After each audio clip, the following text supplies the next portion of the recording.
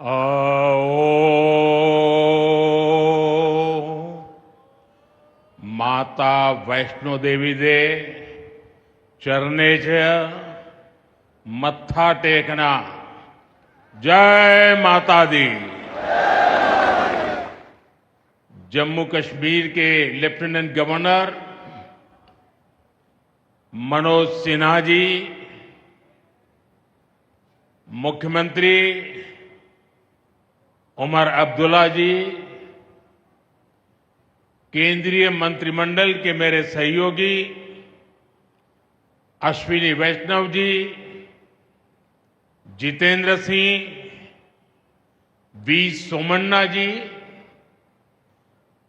Deputy CM Surendra Kumar ji, Jammu Kashmir विधानसभा में नेता विपक्ष सुनील जी,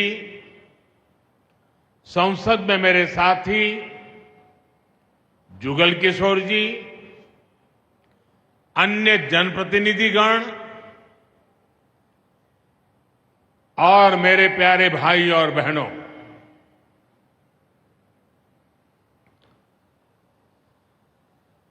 वीर जोरावर सिंह जी की ये भूमि है। मैं इस धरती को प्रणाम करता हूं। साथियों, आज का ये कार्यक्रम भारत की एकता और भारत की इच्छा शक्ति का विराट उत्सव है।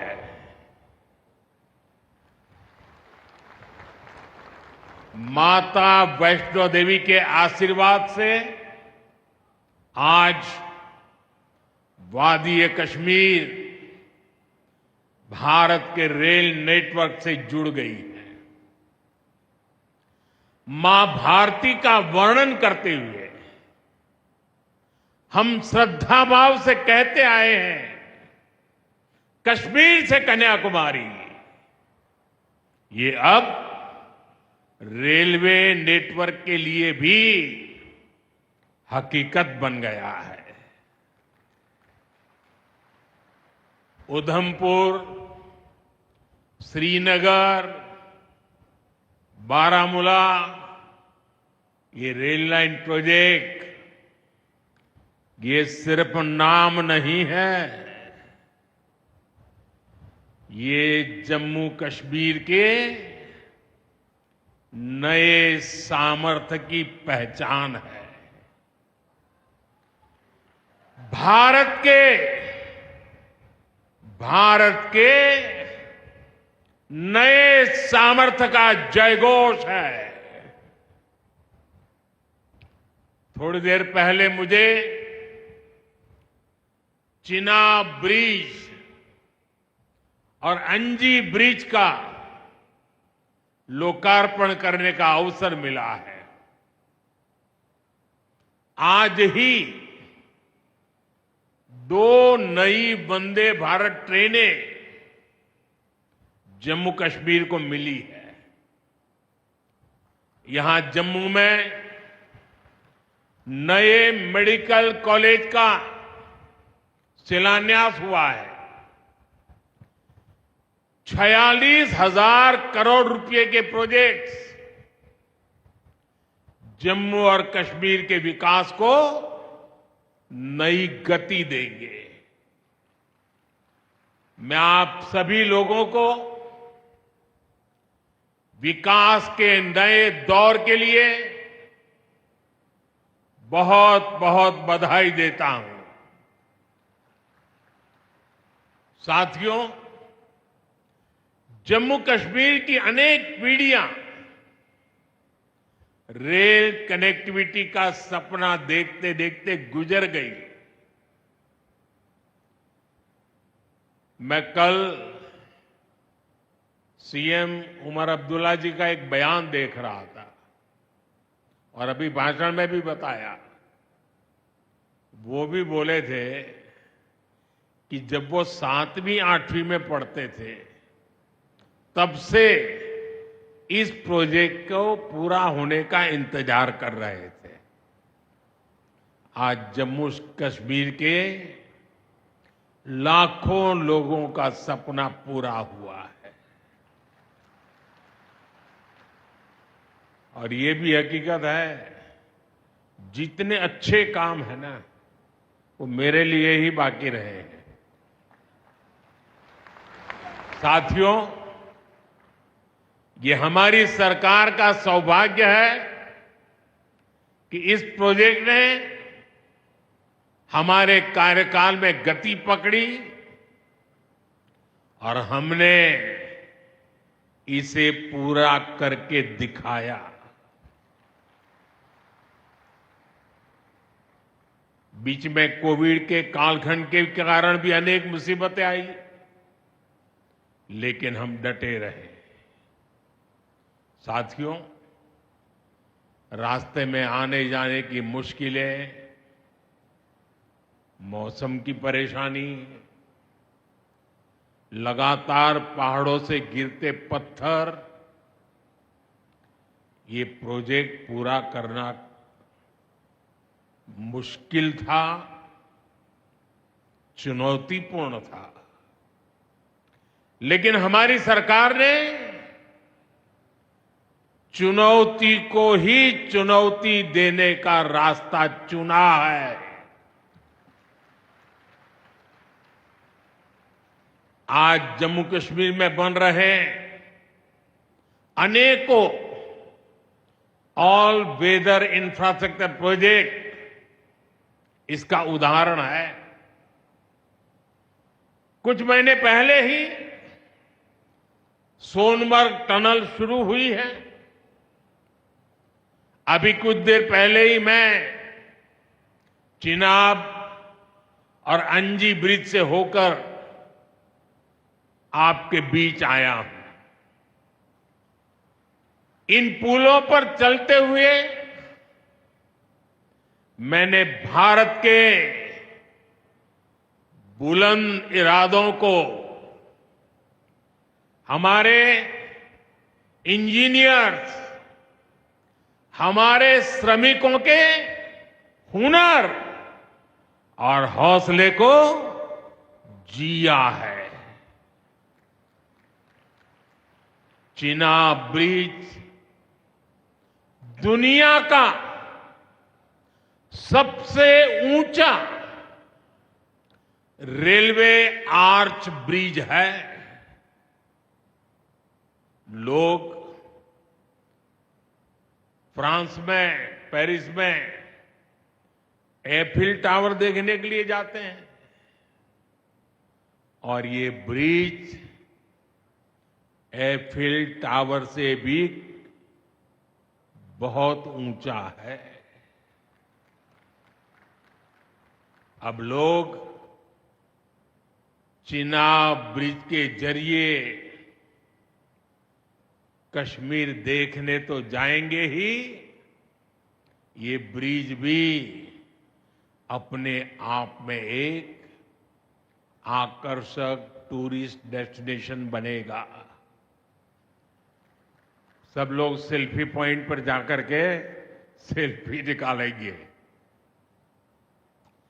हमारा अंजी ब्रिज भी इंजीनियरिंग का बेहतरीन नमूना है।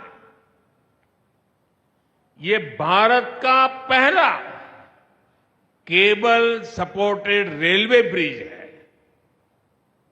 ये दोनों ब्रिज सिर्फ ईंट, सीमेंट, स्टील और लोहे के ढांचे नहीं है। ये पीर पंजाल की दुर्गम पहाड़ियों पर खड़ी भारत की शक्ति का जीवंत प्रतीक है। ये भारत के उज्जवल भविष्य की सिंह गर्जना है। ये दिखाता है विकसित भारत का सपना जितना बड़ा है, उतना ही बुलंद हमारा हौसला है, हमारा सामर्थ्य है। और सबसे बड़ी बात, नेक इरादा है, अपार पुरुषार्थ है। साथियों, चिनाब ब्रिज हो या फिर अंजी ब्रिज, ये जम्मू की और कश्मीर की दोनों क्षेत्रों की समृद्धि का जरिया बनेंगे। इससे टूरिज्म तो बढ़ेगा ही, इकोनॉमी के दूसरे सेक्टर्स को भी लाभ होगा। जम्मू और कश्मीर की रेल कनेक्टिविटी दोनों क्षेत्रों के कारोबारियों के लिए नए अवसर बनाएगी। इससे यहां की इंडस्ट्री को गति मिलेगी। अब कश्मीर के सेब कम लागत में देश के बड़े बाजारों तक पहुंच पाएंगे और समय पर पहुंच पाएंगे। सूखे मेवे हो या पश्मीना शॉल, यहां का हस्तशिल्प अब आसानी से देश के किसी भी हिस्से तक पहुंच पाएगा। इससे जम्मू कश्मीर के लोगों को देश के दूसरे हिस्सों में आना जाना भी बहुत आसान होगा। साथियों, मैं यहां संगलदान के एक स्टूडेंट का अखबार में कमेंट पढ़ रहा था। उस स्टूडेंट ने कहा कि उसके गांव के उन्हीं लोगों ने अब तक ट्रेन नहीं देखी थी जो गांव से बाहर गए। गांव के ज्यादातर लोगों ने ट्रेन का सिर्फ वीडियो ही देखा था। उन्हें अब तक यकीन ही नहीं हो रहा कि असली ट्रेन उनकी आंखों के सामने गुजरेगी। मैंने ये भी पढ़ा कि बहुत से लोग ट्रेनों के आने जाने का टाइम याद कर रहे हैं। एक और बिटिया ने बड़ी अच्छी बात कही। उस बिटिया ने कहा, अब मौसम तय नहीं करेगा कि रास्ते खुलेंगे या बंद रहेंगे। अब ये नई ट्रेन सेवा हर मौसम में लोगों की मदद करती रहेगी। साथियों, जम्मू कश्मीर मां भारती का मुकुट है। ये मुकुट एक से बढ़कर एक खूबसूरत रत्नों से जड़ा हुआ है। ये अलग अलग रत्न जम्मू कश्मीर का सामर्थ्य है। यहां की पुरातन संस्कृति, यहां के संस्कार, यहां की आध्यात्मिक चेतना, प्रकृति का सौंदर्य, यहां की जड़ी बूटियों का संसार, फलों और फूलों का विस्तार, यहां के युवाओं में, आप लोगों में जो टैलेंट है वो मुकुट मणि की तरह चमकता है। साथियों, आप भली बात ही जानते हैं, मैं दशकों से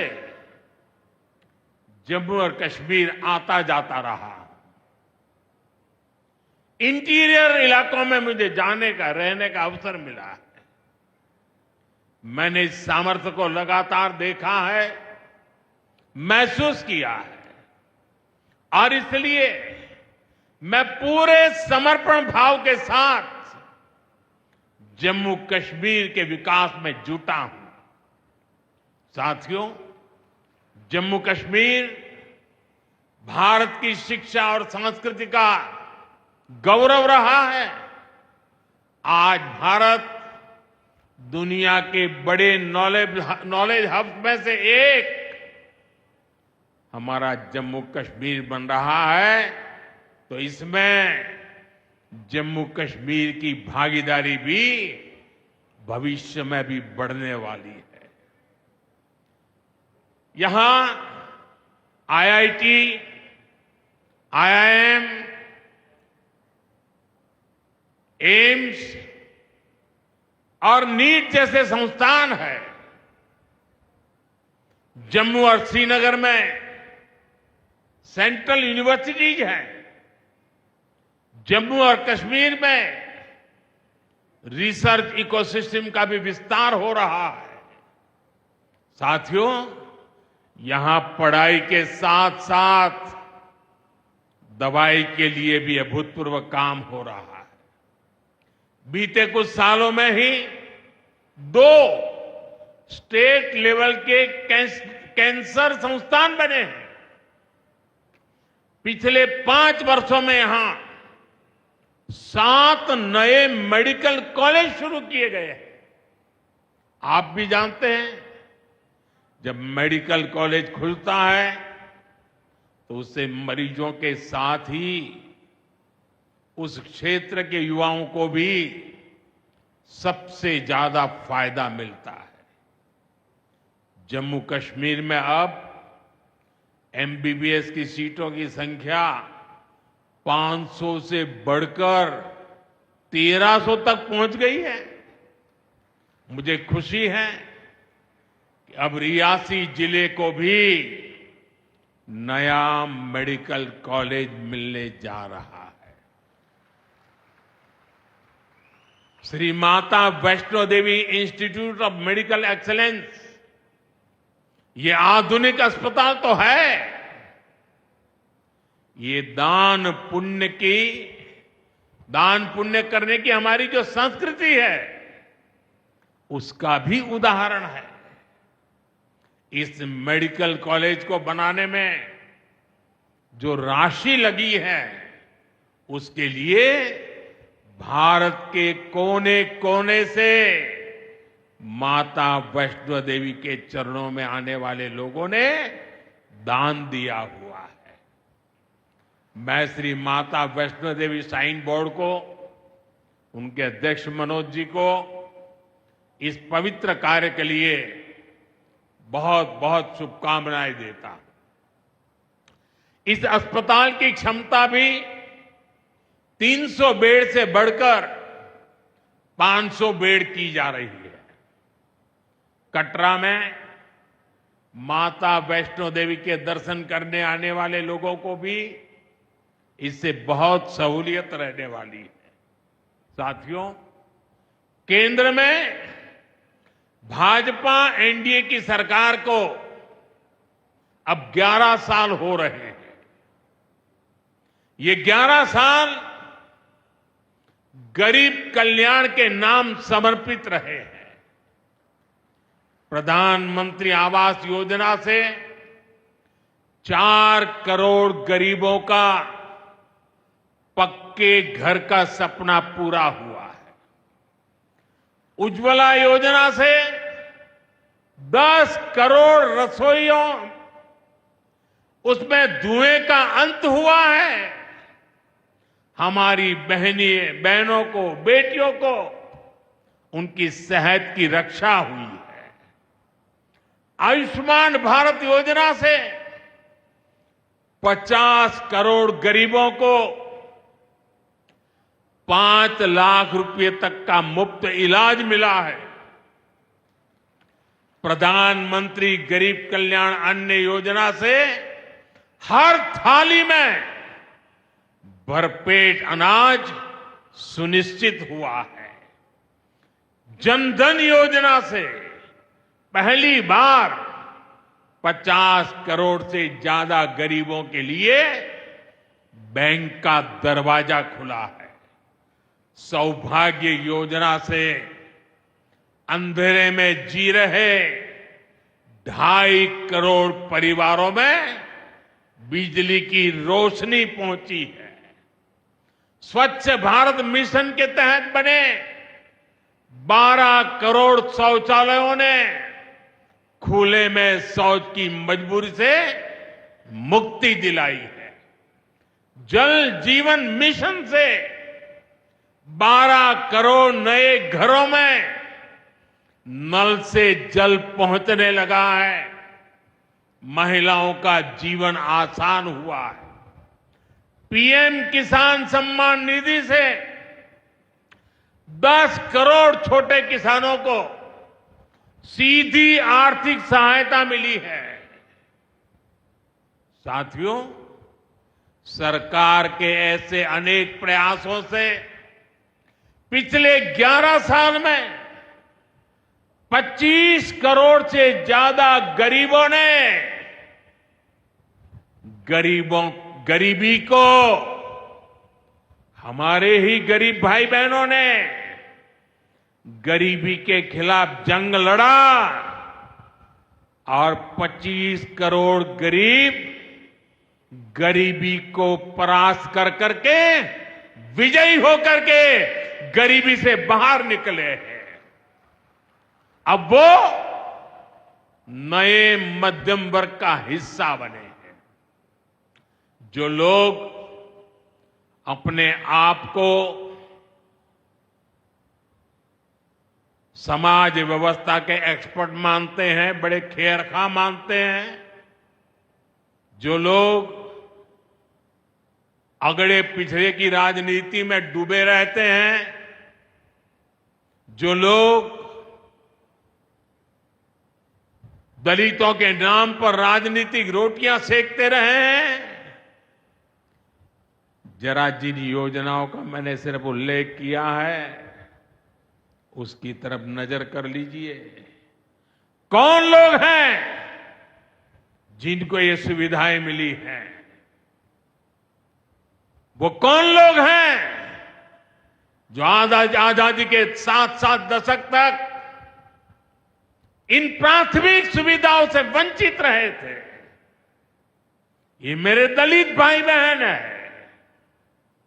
ये मेरे आदिवासी भाई बहन है, ये मेरे पिछड़े भाई बहन है, ये पहाड़ों पर गुजारा करने वाले, ये जंगलों में बसने वाले, झुग्गी झोपड़ी में जिंदगी पूरी करने वाले, ये वो परिवार है जिनके लिए मोदी ने अपने 11 साल खपा दिए हैं।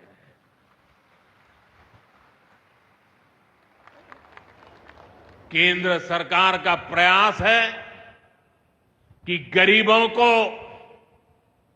नए मध्यम वर्ग को ज्यादा से ज्यादा ताकत दे। 1 रैंक 1 पेंशन हो,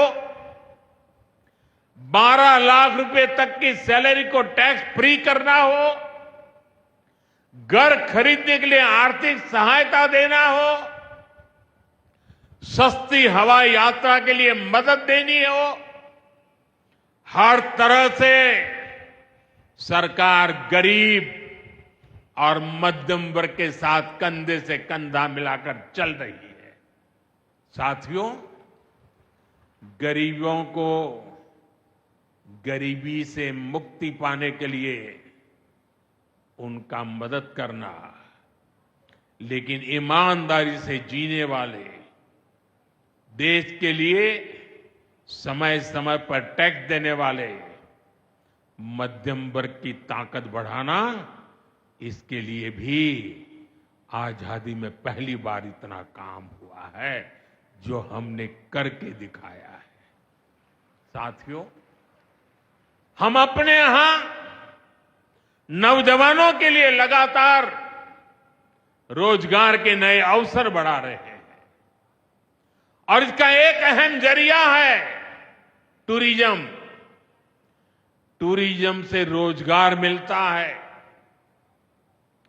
टूरिज्म लोगों को जोड़ता है, लेकिन दुर्भाग्य से हमारे पड़ोस का देश मानवता का विरोधी, मेलजोल का विरोधी, टूरिज्म टूरिज्म का विरोधी। इतना ही नहीं, वो ऐसा देश है जो गरीब की रोजी रोटी का भी विरोधी है। 22 अप्रैल को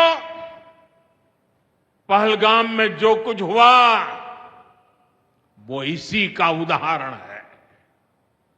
पाकिस्तान ने पहलगाम में इंसानियत और कश्मीरियत दोनों पर वार किया।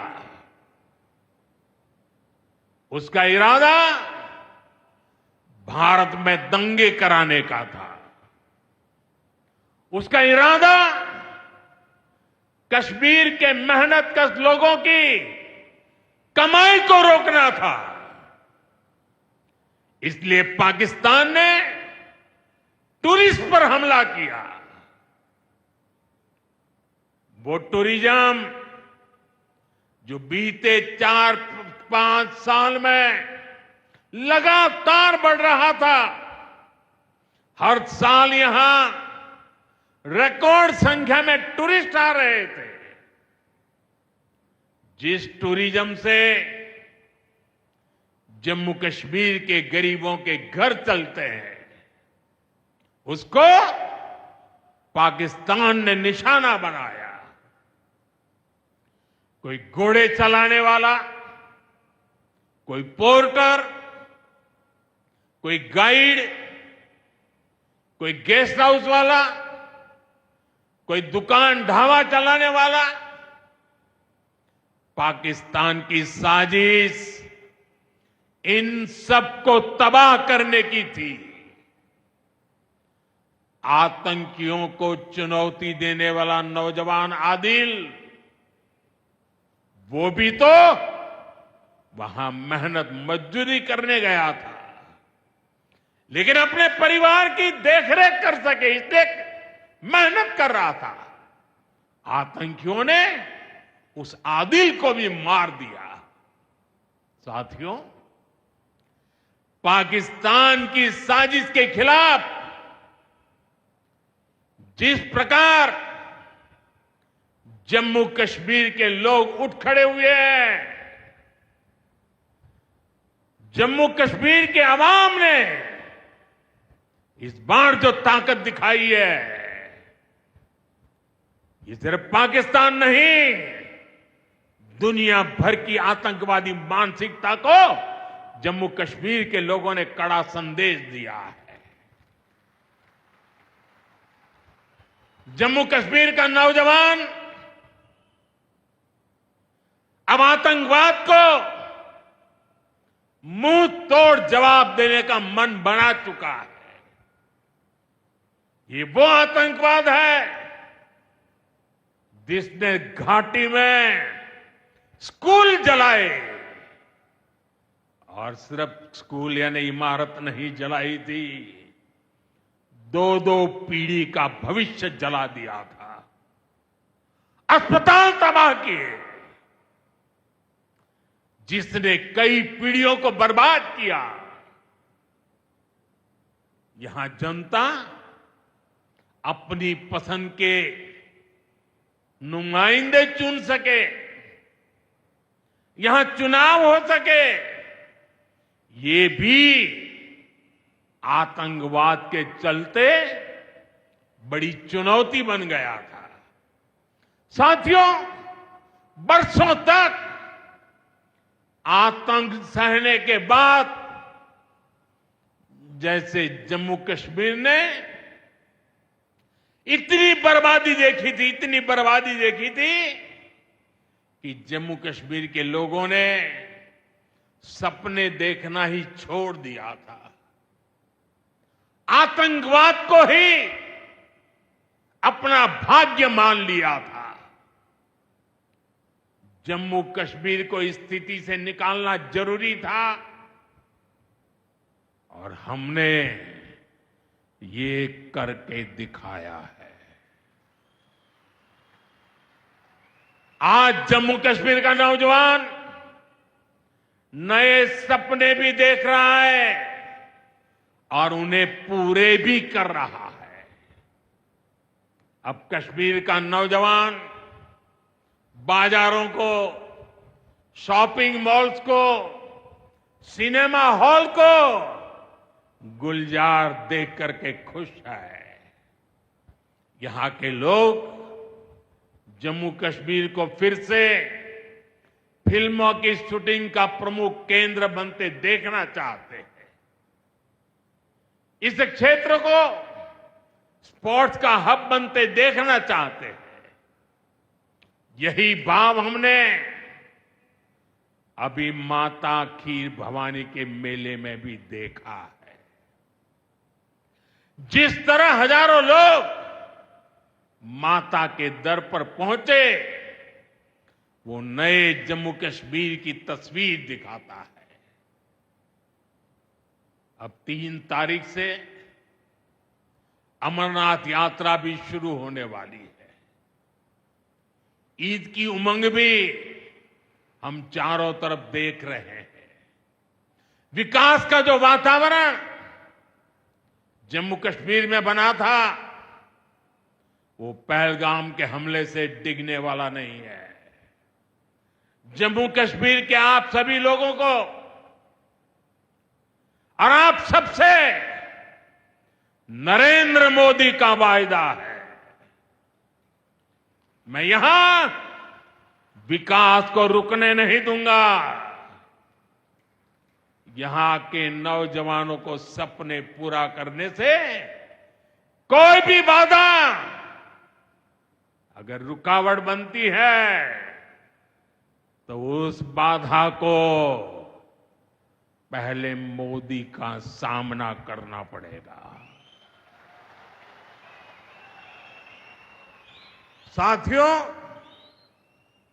आज 6 जून है। याद कीजिए, 1 महीने पहले, ठीक 1 महीने पहले 6 मई की वो रात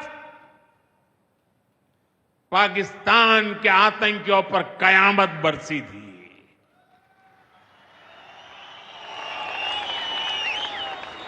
अब पाकिस्तान कभी भी ऑपरेशन सिंदूर का नाम सुनेगा तो उसे अपनी शर्मनाक शिकस्त याद आएगी।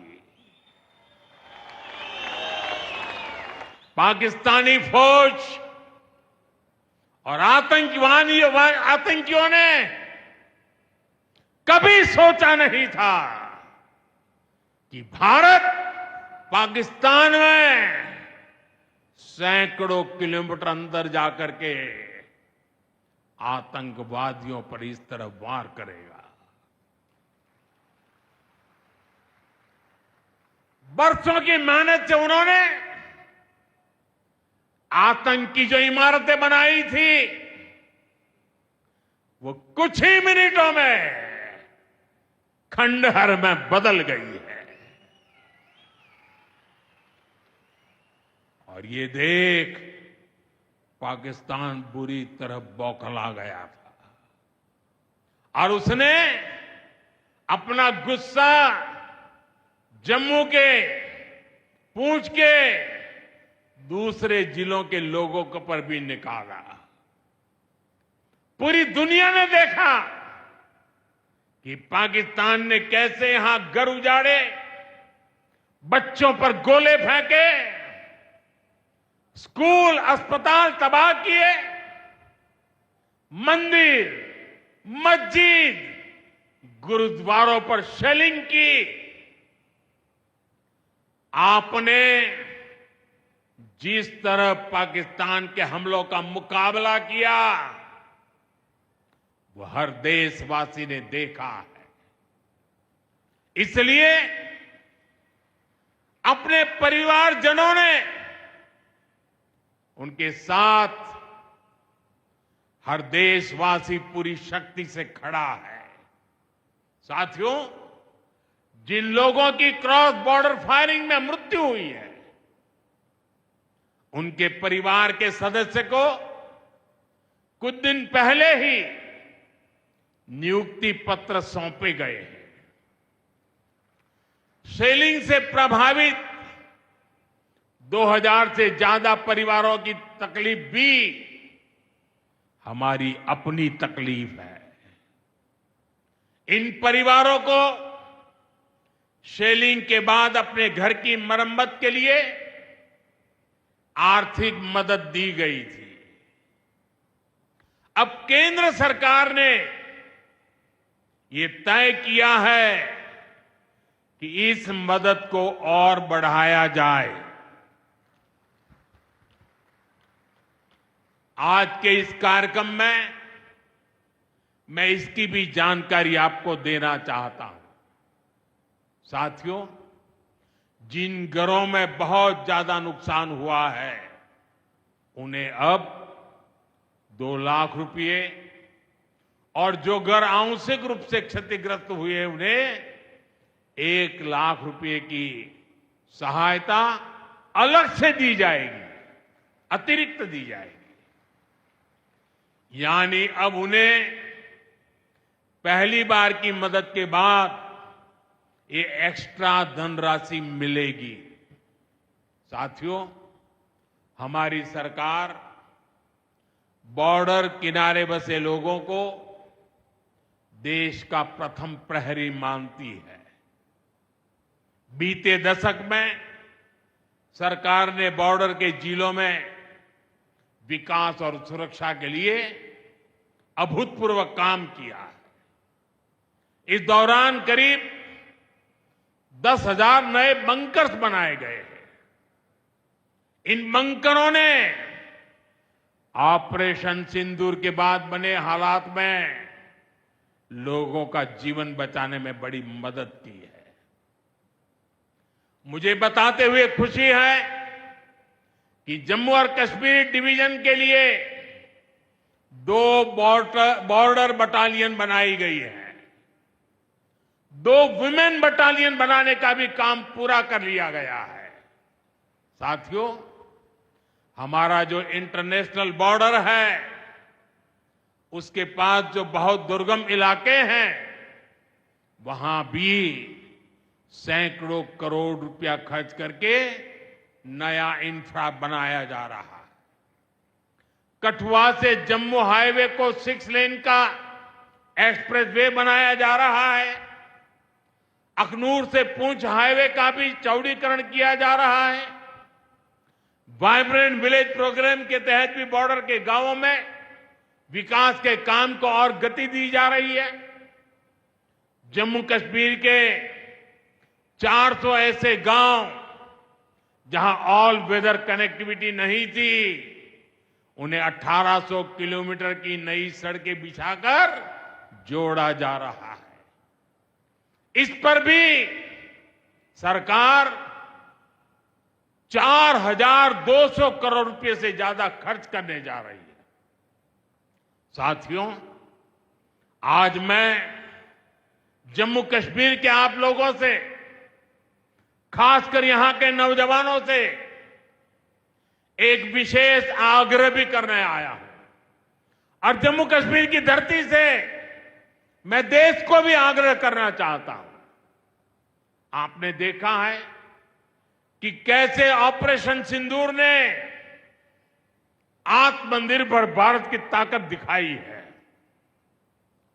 आज दुनिया भारत के डिफेंस इकोसिस्टम की चर्चा कर रही है और इसके पीछे एक ही कारण है, हमारी सेनाओं का मेक इन इंडिया पर भरोसा। सेनाओं ने जो कर दिखाया, अब वही हर भारतवासी को दोहराना है। इस साल के बजट में हमने मिशन मैन्युफैक्चरिंग की घोषणा की है। इस मिशन के तहत सरकार मैन्युफैक्चरिंग को नई उड़ान देने का काम कर रही है। मैं जम्मू कश्मीर के युवाओं से कहूंगा, आइए इस मिशन का हिस्सा बनिए। देश को आपकी आधुनिक सोच चाहिए, देश को आपके इनोवेशन की जरूरत है। आपके आइडिया, आपकी स्किल भारत की सुरक्षा को भारत की अर्थव्यवस्था को नई ऊंचाई देंगे। पिछले 10 वर्षों में भारत एक बड़ा डिफेंस एक्सपोर्टर बना है। अब हमारा लक्ष्य है दुनिया के टॉप डिफेंस एक्सपोर्टर्स में भारत का नाम भी शामिल हो। इस लक्ष्य की ओर हम जितना तेजी से बढ़ेंगे उतनी ही तेजी से भारत में रोजगार के लाखों नए अवसर पैदा होंगे। साथियों, हमें एक और संकल्प लेना है। जो सामान भारत में बना हो, जिसमें हमारे देशवासियों का पसीना लगा हो, हम सबसे पहले उसे ही खरीदें। और यही राष्ट्रभक्ति है, यही राष्ट्र की सेवा है। सीमा पर हमें हमारी सेनाओं का मान बढ़ाना है और बाजार में हमें मेड इन इंडिया का गौरव बढ़ाना है। साथियों, एक सुनहरा और उज्जवल भविष्य जम्मू कश्मीर का इंतजार कर रहा है। केंद्र सरकार और यहां की सरकार मिलकर विकास के कार्यों में जुटे हैं, एक दूसरे को सहयोग कर रहे हैं। शांति और खुशहाली के जिस रास्ते पर हम आगे बढ़ रहे हैं, हमें उसे लगातार मजबूत करना है। मां वैष्णो देवी के आशीर्वाद से विकसित भारत, विकसित जम्मू कश्मीर का यह संकल्प सिद्धि तक पहुंचे, इसी कामना के साथ आप सभी को फिर से ये ढेर सारे विकास के प्रोजेक्ट के लिए और एक से बढ़कर एक शानदार प्रोजेक्ट के लिए मैं बहुत बहुत बधाई देता हूं। दोनों मुट्ठी बंद करके पूरी ताकत से मेरे साथ बोलिए, भारत माता की। आवाज हिंदुस्तान के हर कोने में गूंजनी चाहिए। भारत माता की, भारत माता की, भारत माता की, भारत माता की। बहुत बहुत धन्यवाद।